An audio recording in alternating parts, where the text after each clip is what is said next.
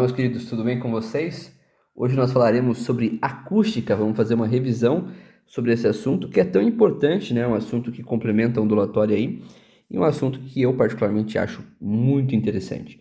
Então vamos que vamos. Bom, a acústica, gente, ela trabalha com as qualidades fisiológicas do som, tá bom? Logicamente ela vai um pouco além disso, mas a gente começa sempre falando das qualidades fisiológicas do som.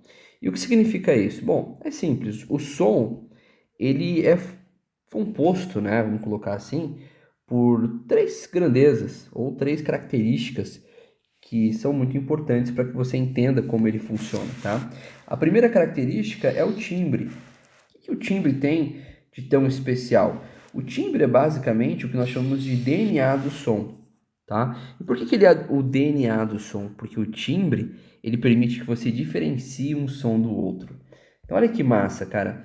Você pode estar escutando um violino e um saxofone tocando a mesma nota, tá? Vamos colocar aqui, os dois estão tocando um Lá 440 Hz. Então, a mesma nota, na mesma frequência e no mesmo volume, tá? Mas ainda assim, você consegue diferenciar os sons. Você consegue diferenciar o violino de um sax. O que permite com que você diferencie sons, mesmo que esses tenham a mesma frequência e intensidade, é a característica do som chamada-se timbre.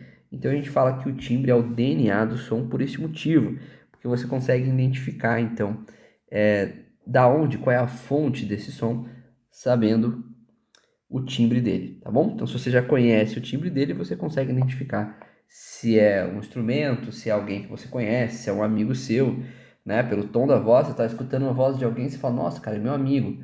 Por quê? Porque a voz dele tem um timbre característico, um DNA exclusivo que você identifica, beleza? Bom, o segundo ponto, a segunda característica importante é a altura do som. A altura do som, ela é uma característica que ela está diretamente relacionada à frequência que o som tem, beleza? E a frequência que o som tem, ela pode caracterizar, né, o som em alto e baixo. Então você tem para frequências altas um som alto, para frequências baixas um som baixo. Porém, muitas pessoas confundem isso com volume. Esse alto aqui não tem a ver com volume. Esse alto, ele significa que o som é agudo. E esse baixo significa que o som é grave. Então, quando você fala na altura do som, você está falando sobre altura, você não está falando de volume, você está falando de agudo ou grave. Então, quanto mais alto um som, mais agudo ele é, e quanto mais baixo um som, mais grave ele é. Você pode caracterizar um som alto ou baixo, agudo ou grave, pela frequência dele. Então, olha só, aqui eu tenho duas ondas desenhadas para vocês. Eu tenho esta onda aqui, que a gente pode chamar de onda 1, e essa onda aqui que eu vou chamar de onda 2. Perceba que essa onda 1, ela tem uma frequência muito maior, porque olha só, isso aqui é uma onda completa, né? Então, nesse pequeno intervalo de tempo, ó, ela já conseguiu fazer uma onda completa. Enquanto nesse pequeno intervalo de tempo, aqui a onda de baixo, a onda 2, ela está formando ainda um quarto de uma onda, né? Está indo de um nó até uma crista. Então, você deve lembrar que as ondas que elas são mais curtinhas, ou seja, tem um comprimento de onda menor, elas têm uma frequência maior. E quanto maior o comprimento de onda, menor é a frequência, tá? Então aqui eu tenho baixas frequências e aqui eu tenho alta frequência. Beleza? Então esse cara aqui, a equação número 1, ela representaria um som agudo, um som alto, né?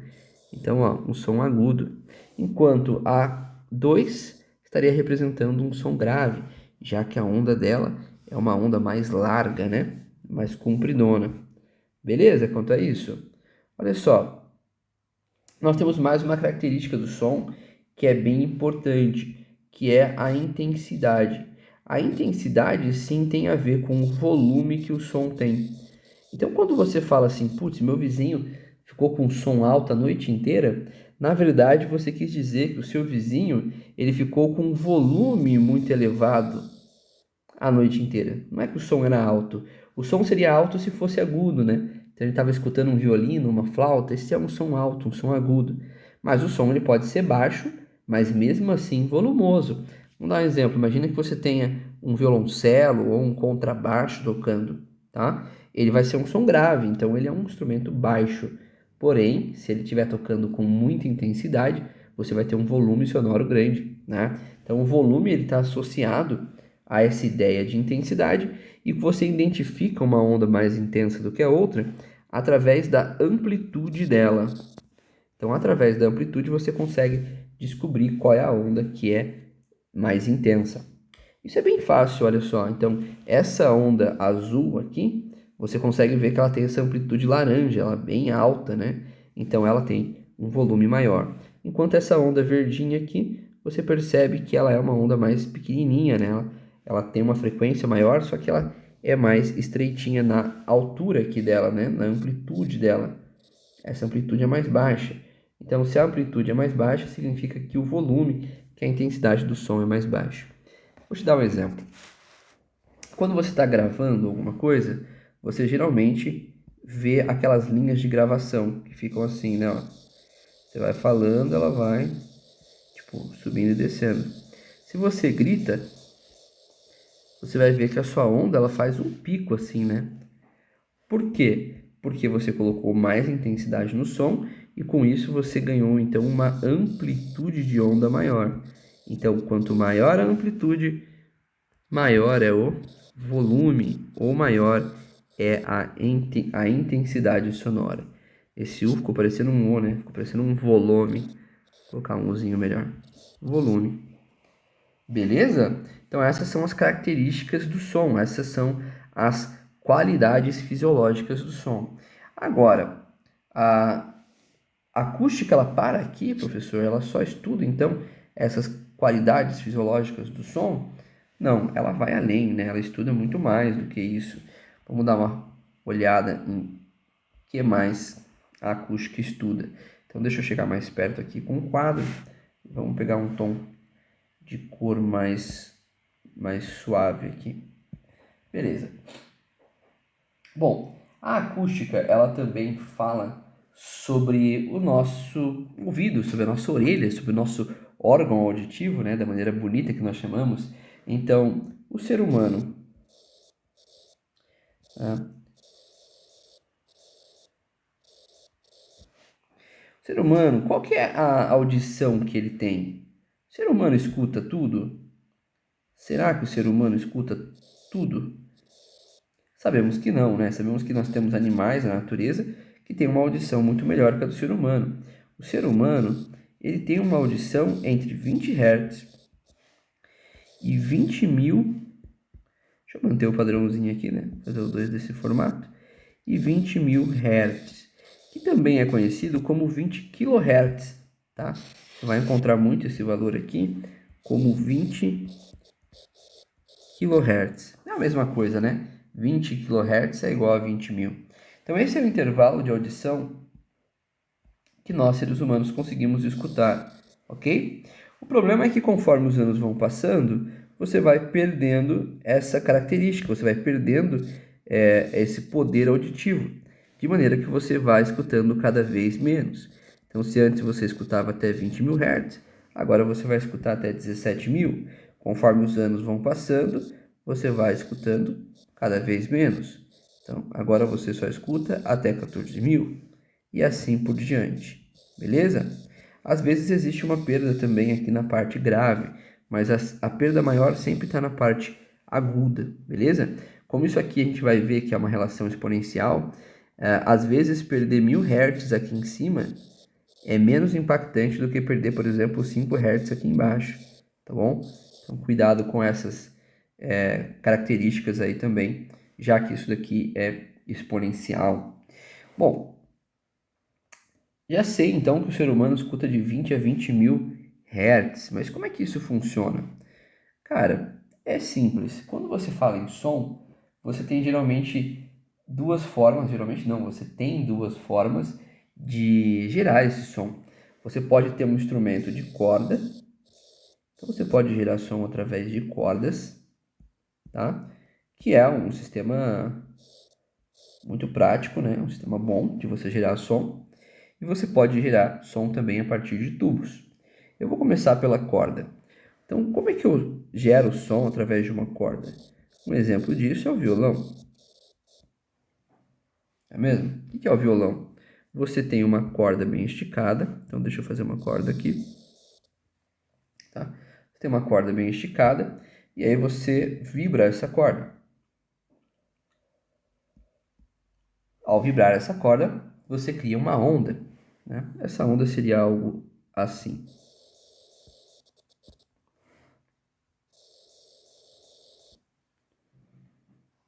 Ficou torta, né? Deixa eu tirar essa característica aqui.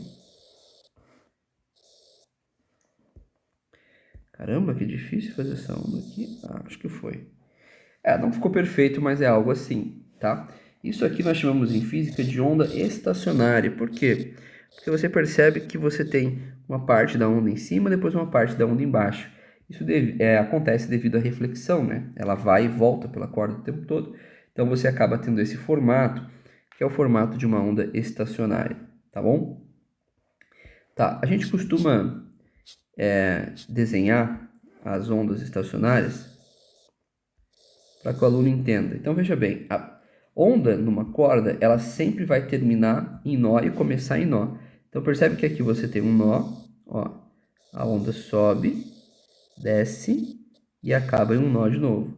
Aqui é a mesma coisa, ó, vai de um nó até um nó, beleza?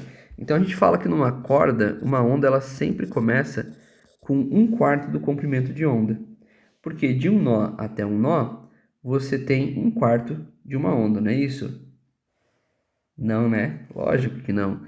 Quando você vai de um nó até um nó, você tem metade de uma onda. Então, muito cuidado, tá? Quando você fala numa onda estacionária nesse formato, nós estamos falando aqui de um valor equivalente a meia onda, beleza? Então, toda a onda numa corda começa aí com meia onda. Tá, eu consigo então, professor, ter algo diferente de meia onda? Consegue, você consegue, por exemplo, ter aqui, ó, esse formato de onda.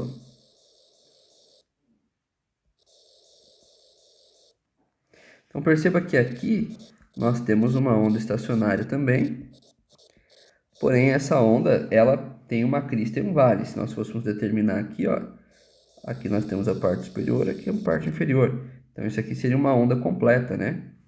Então se é uma onda completa, aqui nós teríamos o equivalente a uma onda completa, lambda. Opa, que legal, professor. Então veio de meio lambda para lambda. Quer dizer que as ondas elas crescem, então, de meia em meia onda? Exatamente. Numa corda você vai ter o crescimento das ondas de meio em meia onda. Tá? As ondas vão sempre aí se somando mais meio lambda, tá bom? Lembrando que o lambda é o comprimento de onda. Então, dá para fazer mais exemplos? Dá para fazer exemplo até acabar o dia, né, gente? Se você quiser. Olha só, eu poderia ter aqui uma corda com esse formato aqui de onda, olha. Percebe que ela acaba no nó e começa no nó? Essa é a característica que você tem que ficar atento quando você fala em uma onda numa corda. Ela vai começar em um nó e vai acabar em um nó. Agora, quantas ondas eu tenho aqui, né? Olha só. Uma onda e meia. Então, novamente, isso cresceu meia onda. Então, a gente pode dizer que isso aqui são 3 ondas e meia, né? Na verdade, 3 dividido por 2 seriam 1,5, né? Uma onda e meia. Então, essas são as características de uma onda numa corda, tá? E essa onda, ela vai ser caracterizada sempre pelo harmônico. Como assim pelo harmônico, professor? É simples.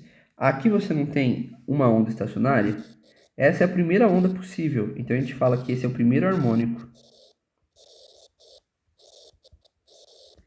E essa daqui é a segunda onda possível dentro de uma corda.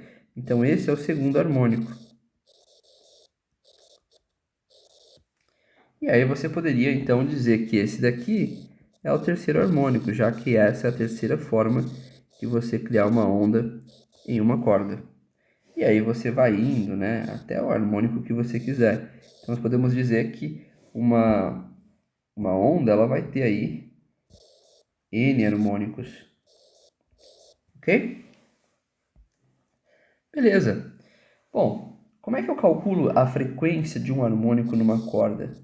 Simples, a frequência de um harmônico numa corda, ela vai ser caracterizada por essa equação, NV sobre 2L, aonde o NV significa o número do harmônico que você está trabalhando. Então, eu quero descobrir o valor do segundo harmônico, do terceiro harmônico, né? Então, você vai descobrir a frequência no terceiro harmônico, a frequência no segundo harmônico, e aí, dependendo do harmônico que você quer, você substitui no N. Se é o terceiro harmônico, N igual a 3. Se é o quarto harmônico, N igual a 4. E assim por diante, né? V significa a velocidade com que o som percorre essa corda. E L significa o comprimento desta corda. Então, vamos anotar isso aqui. Ó, N é o número do harmônico. Acho que ficou bem ruim de enxergar, hein? Vou fazer o seguinte, eu vou aproximar bem aqui. E aí fica mais fácil de escrever. Vou pôr uma cor mais chamativa também.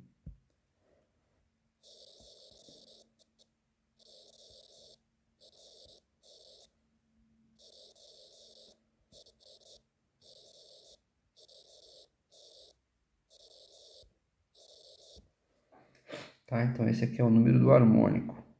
Essa daqui é a velocidade do som na corda. Velocidade do som. Acho que saiu uma perna a mais ali no som. E o L, então,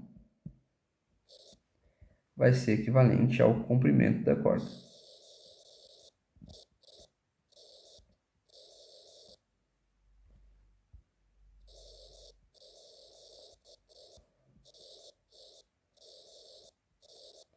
Professor, mas isso unidades de medida? Comprimento é dado em metro, né, gente? Número não tem como unidade de medida, ele é um número só aleatório. E velocidade do som é em metros por segundo. Toda velocidade geralmente é em metros por segundo, né? Nas unidades oficiais. E a frequência, claro, né?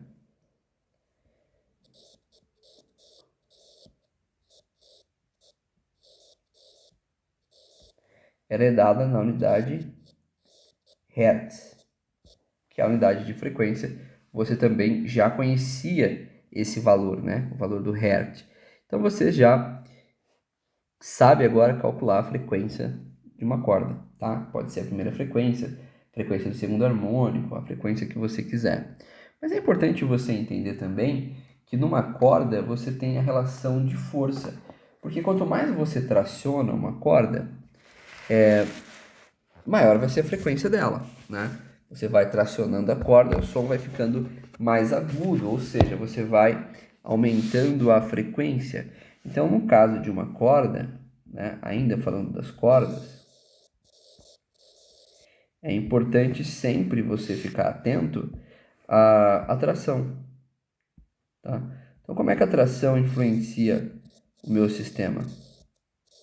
Vou colocar aqui, ó. Como é que a tração vai influenciar? Simples. A velocidade do som na corda vai ser a raiz da tração dividido pelo coeficiente linear, né? A gente chama isso aqui de densidade linear. O que é a densidade linear, professor? Meu Deus, eu nunca ouvi falar em densidade linear. Densidade não é aquilo que a gente vê em química? É, só que densidade em química você vê massa pelo volume, né? Aqui na densidade linear, você vai trabalhar com a massa. Então, por exemplo, grama por metro, ou seja, por um comprimento.